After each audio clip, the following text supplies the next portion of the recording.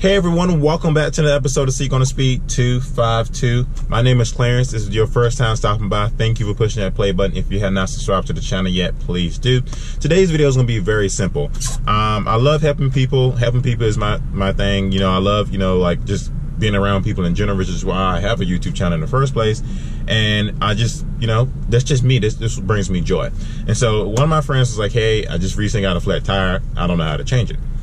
So I went out there yesterday to actually, go out there, take a look at the car, go to the car, and the tire was flat. And once I took the tire off, I couldn't find a nail or anything inside the tire. And once I put the spare on, the spare also had a freaking lump in it. So I was just like, how can a spare tire get a lump if it's sitting in the back of a car and it pretty much hasn't been used? In my personal opinion, I think some broken belts was inside of that spare tire.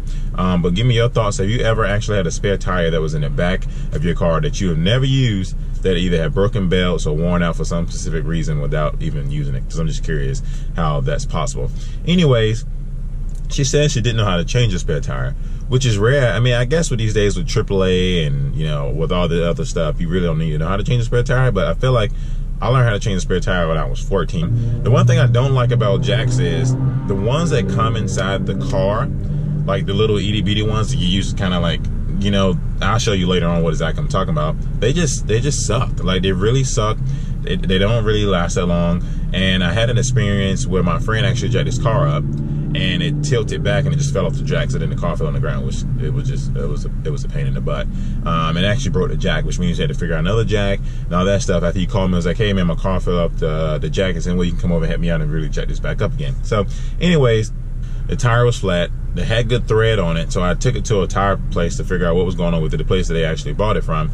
And come to find out there was a hole in the tire. So, for a lot of people who don't know this is a tire back here that actually, you can look, you can see all the thread and stuff on it, and I can show you again later on in the video that it has plenty of thread on it, but they couldn't figure out why it went flat. Me either, because I changed it at nighttime. I still didn't see a nail in it, but they said it was a hole in there. So what they did was they just patched the tire, which a lot of people don't know that.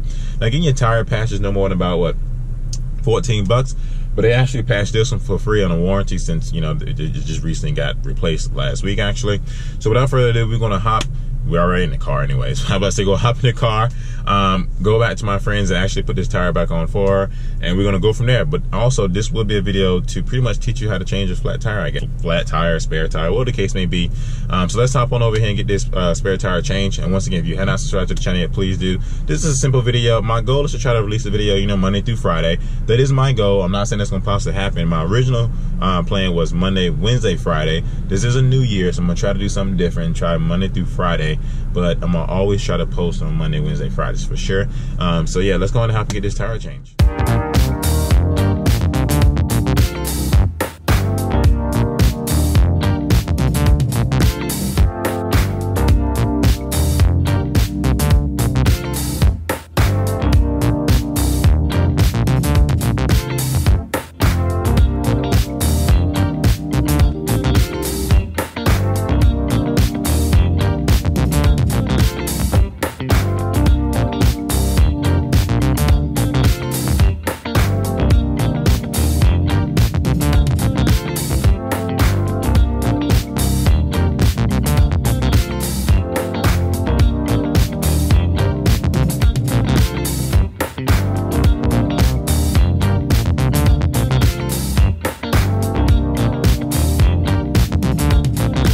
So as you see right here, this is the spare tire that came up the back of the trunk.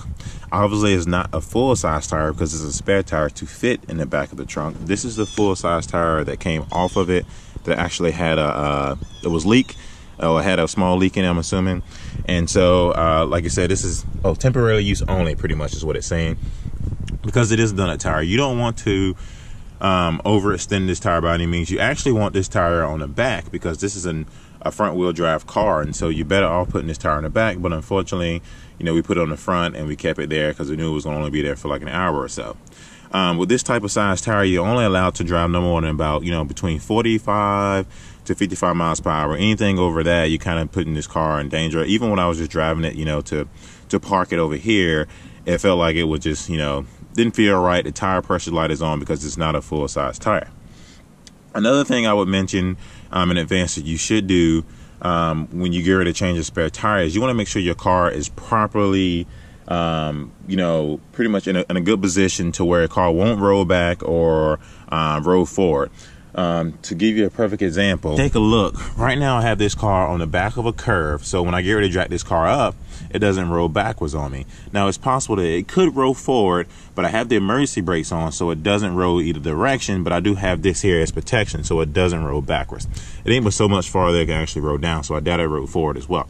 So the first thing I would do is I'll get out everything you need to change the tire, whatever the case may be, and you want to park the car in a good position to where it doesn't roll forward or roll backwards on you, and you want to put the emergency brake on. As you see here, here's a jack that I have that actually came out the back of this car. Now I will admit, I don't like these jacks at all. These jacks are crappy. They're kind of small. I mean, it does the job, but it takes forever to actually jack a car up with these things. Now I definitely have a 3-ton jack with me. I just bought one actually yesterday for myself. So for next year, you know, well, not next year, technically this year, when I go to track events with my Corvette and stuff, I'm able to change my tires over in the garage without having any issues with it. But as you see here, I'm going to use this to actually, you know, this fits here. I actually bought a 4-way as well to give me more leverage when I'm, you know, changing the tire. But today, this is all I would need to actually change this tire.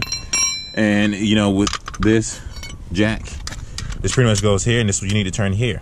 So my next thing I'm going to do is I'm going to loosen these bolts up here. And if I'm, you know what I'm saying, if any of you guys are professional at changing these tires, what the case may be, you know, feel free to leave some comments down below. What is your method? What do you do first? What do you change around? Things like that. This is just the way I'm typically doing it right now. Let me see if I can go ahead and get this off. So see how loose that came? You don't want to torque these too bad because, you know, you can mess up the screws, and you don't want to tighten it too bad as well, because you don't want it to strip the bolts as well. So see how easy these are coming off?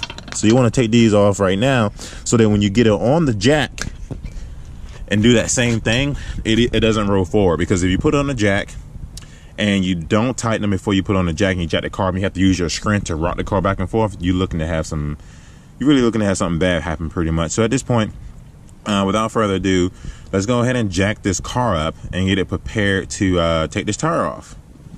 Another thing you want to do, and by the way, this is a 2010 Prius. I mean, it's pretty much the same regarding any car, you know, other than sports cars where they have like run flats and things like that. But when you got this jack underneath the car, you want to make sure you put it underneath somewhere that's properly where it's supposed to be. Now for this Prius, I'm going to place it right here, because this is where it was last night when I was actually helping them change this tire over. And let's see, I kind of do it this way, you know, to get it underneath the car, whatever the case may be. But once it's underneath the car, then at that point you need to use this to turn it the rest of the way, because it will be a little difficult. So I'm gonna try to do all this at the same time. Actually, I may end up using 2 hands, so let me go ahead and pause. As you see here, I'm jacking the car up.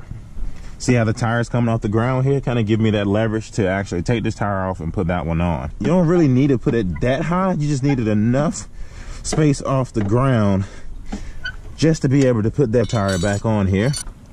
Take the rest of these off. I don't even need this at this point. I already loosened them up.